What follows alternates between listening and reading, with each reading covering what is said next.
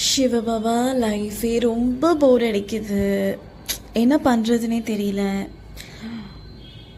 எனக்கு என் லைஃப்பில் எனக்கு என்ன வேணும்னு தெரியல. எனக்கு என்ன லட்சியம் தெரியல. குழந்தாய், உன் சுமைகளையும் பொறுப்புகளையும் என்னிடம் கொடுத்துவிட்டு என்னை அன்போடு நினைவு செய்வாயாக. அன்பாக, அதாவது நான் வெறும் புள்ளியாகத்தான் இருக்கிறேன் அப்படின்னு நினைக்காமல் மிகவும் அன்போடு ரசித்து ரசித்து அப்பா என்று ஒருவர் உள்ளார். அனைவரும் தேடிக்கொண்டிருக்கும் இறைவன்தான் என்னுடைய அப்பா. இவ்வாறு உள்ளன்புடன் உணர்வு பூர்வமாக நீ என்னை நினைவு செய்யும் பொழுது இந்த சக்தியானது உனது ஆத்மாவினுள் சென்று மாயாஜாலம் செய்யும். இந்த சக்தி என்ன செய்யும் என்றால் உன்னுடைய மன அழுத்தம், கவலைகள், தேக அபிமானம் அனைத்தையும் கொன்றுவிடும்.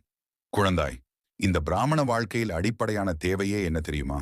அனைவரும் கூறுவார்கள், முரளிப்படி முரளிப்படி, யோகா செய் என்று. அதையெல்லாம் தாண்டி ஒன்று உள்ளது. முதல் விஷயம், என்னுடன் முழு மனதுடன் பேசுவது. அந்த உணரும் சக்தி ஆழமாக வேண்டும். இறைவன்தான் என்னுடைய அப்பா, அவர் என்னுடன் இருக்கிறார். இந்த உள்ளுணர்வு வரும்பொழுதுதான் யோகா பண்ணும் பொழுது, முரளி படிக்கும் பொழுது ஒரு சுவை கிடைக்கும்.